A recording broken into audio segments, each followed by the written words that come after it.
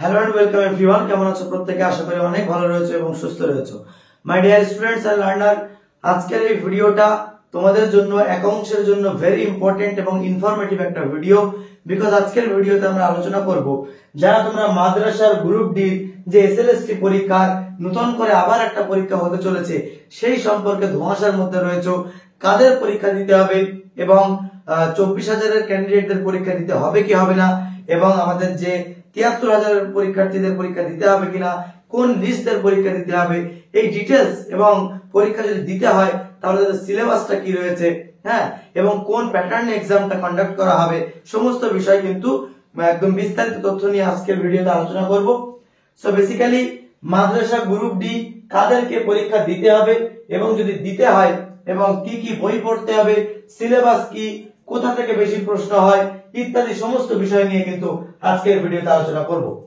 So তুমি দেখছো দা Bengal exam YouTube channel, আমি নাজমুল ইসলাম রয়েছি তোমার সঙ্গে। তো আজকের ভিডিওতে আমরা ফার্স্ট যে বিষয়টা নিয়ে আলোচনা করব, তোমরা যদি মাদ্রাসা বোর্ডের এই অফিসিয়াল ওয়েবসাইটটাতে যাও তাহলে তোমরা দেখতে পাবে যে এখানে কিন্তু অটোমেটিক তোমাদের একটা নোটিশ জারি করা হয়েছে, যে নোটিশের মাধ্যমে বলে দেওয়া হয়েছে যে তোমাদের যে নোটিশের মাধ্যমে বলে দেওয়া হয়েছে 73,978টা candidate who appeared at the qualified in preliminary screening test of first SLST 2010 group D held on 28/11/2010 তাদের একটা লিস্ট বেরিয়েছে এবং list of candidate who appeared at written test of first SLST 2010 group D. বিষয়টা বুঝতে গেলে তোমাকে একটু ব্যাকে যেতে হবে, তারপর বুঝতে হবে যে কোনো গভর্নমেন্ট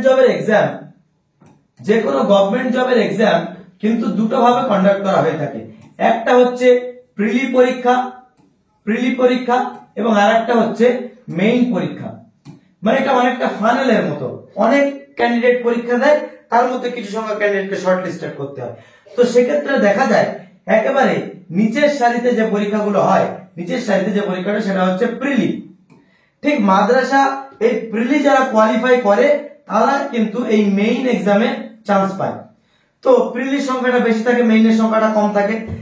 2010 সালে 28/1/2010 এই ডেটটাতে একটা পরীক্ষা ছিল মাদ্রাসা এসএলএসটি পরীক্ষায়, যেখানে টোটাল প্রিলি ক্যান্ডিডেটদের সংখ্যা ছিল কত?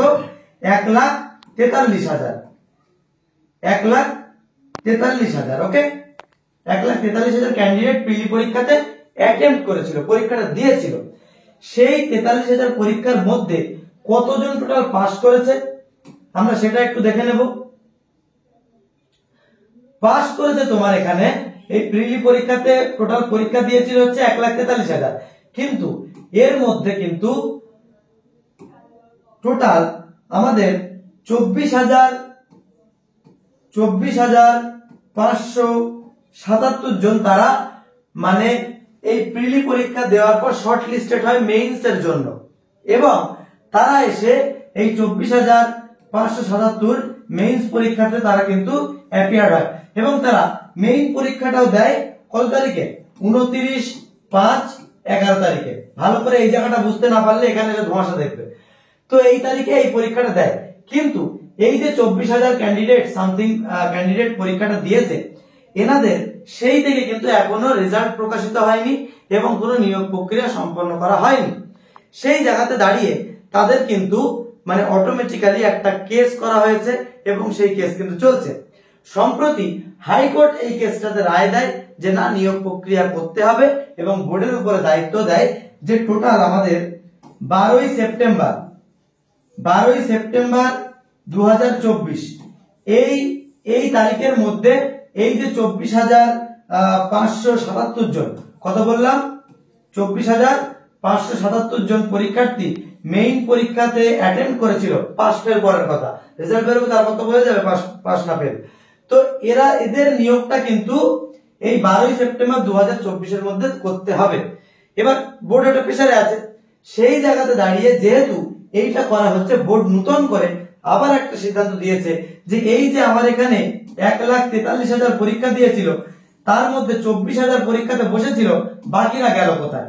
তো বোর্ড এদের মধ্যে যারা পরীক্ষা দেয়নি তাদেরকেও একটা সুযোগ দিচ্ছে যে তোমরা একটা কাজ করো, তোমরা এসে আবার 73,000 এখানে কই 73,978 জনের একটা লিস্ট বার করেছে, তাদেরকে এই 73,000 সামথিং কে বলা হচ্ছে তোমরা আবার এই পরীক্ষাটাতে তোমাদের কিন্তু বসার একটা সুযোগ দেওয়া হবে, যারা প্রিলিমিনারি পরীক্ষাটা দিয়েছিল কিন্তু মেইন পরীক্ষাটা সেই সময় দেয়নি, তারা বর্তমানে এসে মেইন পরীক্ষা দিতে হবে। এখন প্রশ্ন আসছে এই 24,577 জনকে কি মেইন পরীক্ষা দিতে হবে? অ্যান্সার হচ্ছে নয়। এটা কিন্তু বোর্ড এখন এখানে কিন্তু কোথাও মানে লেখেনি যে এদেরকে পরীক্ষা দিতে হবে। দিতে হবে কাদের? এই 73,000 জন। বোর্ডের অফিসিয়াল ওয়েবসাইটে গেলে তোমরা দেখতে পারবে যে এই 73,978 জন প্রার্থীকে আগামী 1 সেপ্টেম্বর 2024 রবিবার তারিখে পশ্চিমবঙ্গ মাদ্রাসা সার্ভিস কমিশন পরিচালিত লিখিত পরীক্ষায় বসতে হবে। কাদেরকে বসতে হবে? 73,978 জনকে। এবং এ প্রসঙ্গে একটা মানে ডকুমেন্ট আপডেশনের কথা এসেছে, সেখানে কি বলা হয়েছে যে ডকুমেন্ট আপলোড করতে হবে, মোবাইল নম্বর, হোয়াটসঅ্যাপ নম্বর, আধার নম্বর, এটা কাদেরকে করতে হবে? এই 24,000 কেও করতে হবে, 73,000 কেও করতে হবে, বোধ করতে হবে।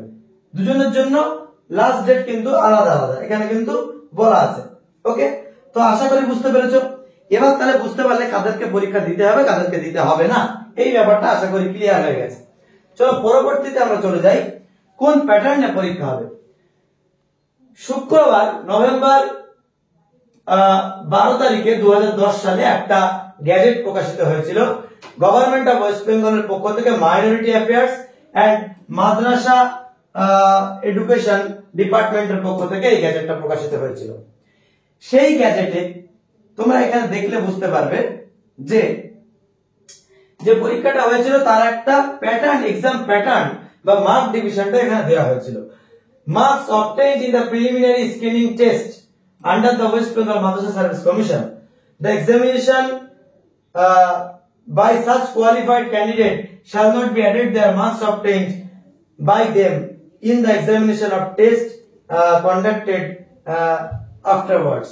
ঠিক আছে, তাহলে রিটেন এক্সামটা হয়েছিল 15 মার্কসের এবং যেখানে তোমাদের 15 × 2 30টা কোশ্চেন ছিল, 15 মার্কসের পরীক্ষা হয়েছিল। এখানে তোমার 15টা হচ্ছে বাংলায় কোশ্চেন ছিল আর 15টা হচ্ছে ইংলিশে কোশ্চেন। এবং তার পরবর্তী ধাপে তাদেরকে কি হবে? পার্সোনালিটি টেস্ট হবে 5 মার্কসের। এখন প্রশ্ন হচ্ছে যেহেতু এই পরীক্ষাটা নিয়োগ সম্পন্ন না হওয়ার কারণে সেই সময়কার পরীক্ষার কাজটা সম্পন্ন হচ্ছে এখন, তাহলে প্যাটার্নটা তো অবশ্যই সেই সময়কার রাখা দরকার বা এটাই উচিত। যদি এটা না হয়, নতুন নিয়মে যদি পরীক্ষা হয়ে থাকে, যেহেতু এখন বর্তমানে কম্পিটিশনটা অনেক হাই, তো সেক্ষেত্রে কিন্তু আবারও অনেক সমস্যা দেখা দিতে পারে স্টুডেন্টদের মাঝখানে। তো যদি এই প্যাটার্নে পরীক্ষা হয় তাহলে তো তোমাদের কপালটা ভালো, পরীক্ষা এই প্যাটার্নে হয়ে যাবে। আবার 2000 পরবর্তীতে এসে কিন্তু প্যাটার্ন যেটা চেঞ্জ হয়েছে, সার্ভিস কমিশনের অফিসিয়াল ওয়েবসাইট খুলে দেখবে যে 90 নম্বরের তোমাদের রিটেন পরীক্ষা হবে এবং 10 নম্বরের টোটাল তোমার কি বলে ওটা ইন্টারভিউ হবে। তাহলে এই টোটাল 100 নম্বরের তোমাদের 100 নম্বরের কি হবে? যে পরীক্ষাটা তোমাদের হচ্ছে মেইন এক্সাম হবে নতুন প্যাটার্ন যদি হয়, তো সেটা তো হলেই বোঝা যাবে। তো এবার আমরা দেখব যে এই প্রসঙ্গে আমাদের এক্সপেক্টেড সিলেবাস কি আছে। ইংলিশে তোমাদের দেখবে অ্যান্টোনিমস, সিনোনিমস, ঠিক আছে, ওয়ার্ড সাবস্টিটিউশন, কমন ইডিয়মস, প্রভাব এবং noun and pronoun, verb and phrasal verb, adjective, adverbs, আচ্ছা আর্টিকেল এন্ড প্রিপোজিশন, এই জায়গাগুলো তোমরা যদি একটু কভার করে যাও 8 স্ট্যান্ডার্ডের প্রশ্নপত্র হবে। তো আশা করি তোমরা কিন্তু এখান থেকে একটা নাম্বার সন্তোষজনক তুলতে পারবে। এবং তার সঙ্গে এখানে লসাগু, হ্যাঁ লসাগু, তারপরে হচ্ছে গসাগু, তারপর বোট এন্ড স্ট্রিম, সময় কার্য, হ্যাঁ টাইম এন্ড ডিস্টেন্স, তারপরে তোমার সরল সুদ, এই সমস্ত যে অঙ্কের যে বেসিক সিলেবাস গুলো হয় সেগুলো কিন্তু তোমাকে কভার করতে হবে। আর এই কটা দিন তোমরা জানো এই 73,000 স্টুডেন্টদেরকে 1 সেপ্টেম্বর 2024 পরীক্ষা, সুতরাং হাতে আর 15 দিন মতো টাইম আছে তোমাদের, তাই তো 15 দিন মতো টাইম আছে। এই 15 দিনে বিশাল কিছু পড়তে গেলে হবে না, তোমাকে কি করতে হবে, এই যে চ্যাপ্টার গুলো বললাম এই চ্যাপ্টার গুলো বেসিক ধারণা অর্জন করতে হবে ইউটিউব দেখে দেখে, এবং তার উপরে এর উপরে বেশি বেশি করে অঙ্ক টাইপস বা ইংরেজি জিনিসগুলোকে সলভ করতে হবে, তাহলে তোমার একটা স্কিল ডেভেলপমেন্ট হবে। এবার দেখো আন্ডারস্ট্যান্ড দ্য এক্সাম, আমি তো বুঝিয়ে দিলাম। ক্রিয়েট পার্সোনালাইজড স্টাডি প্ল্যান, 15 দিনে করতে গেলে তোমাকে একেবারে আলোচনা খেয়ে রাখতে হবে। আচ্ছা, গ্যাদার রাইট সোর্সেস, এই সোর্সেস গুলো কোথায় পাবে? সোর্সেস গুলো তোমরা বিভিন্ন প্রিভিয়াস ইয়ার কোশ্চেন ডাউনলোড করে সেখানে সলভ করতে পারো। ওকে, ডেভেলপ এফেক্টিভ স্টাডি টেকনিক্স, এটা কিন্তু তোমাকে মাথায় রাখতে হবে। Master the art of your time management, 15 দিনে কভার করতে হলে সময়কে কিভাবে গুরুত্ব দিতে হয় সেটা শিখতে হবে। বিল্ড আ স্ট্রং ফাউন্ডেশন, এটা তোমাকে যতটা সম্ভব তৈরি করতে হবে। ফোকাস অন অ্যাক্টিভ লার্নিং, যতটুকু পড়বে ফুল ফোকাসের সঙ্গে পড়তে হবে। Make notes that work for you, যেটা এমন কিছু নিজের নোটস তৈরি করতে হবে যেটা তোমার জন্য কাজে লাগবে, এবং স্টে ফোকাস। এইভাবে পড়লে আশা করা যায় এই পরীক্ষাটা যদি পাস করতে পারো একটা চাকরি তোমার সম্ভব রয়েছে, আশা করা যায়। ঠিক আছে, তো এই হচ্ছে আমাদের কমপ্লিট বিষয়। এখান থেকে একটা বিষয় আমি তোমাদেরকে বলবো যে অবশ্যই তোমরা প্রত্যেকটা স্টুডেন্ট আমাদের যারা এএনএম জিএনএম এবং তার সঙ্গে প্রাইমারি টেট 24 সালের এই সমস্ত এক্সাম ডাব্লিউবিপি প্রত্যেকটা পরীক্ষার জন্য প্রস্তুতি নিচ্ছ। আমাদের কাছে পেইড ব্যাচ চলছে এবং ভর্তিও কিন্তু অবশ্যই চলছে।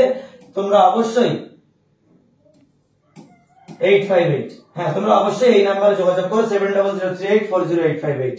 আমরা বেস্ট প্রিপারেশন তোমাদের অ্যাপের মাধ্যমে করাবো এই চ্যানেলের পক্ষ থেকে। তো দেখা হচ্ছে পরবর্তী ভিডিওতে। ভালো থেকো, সুস্থ থেকো, নিজের খেয়াল রেখো। Till then take care, good bye.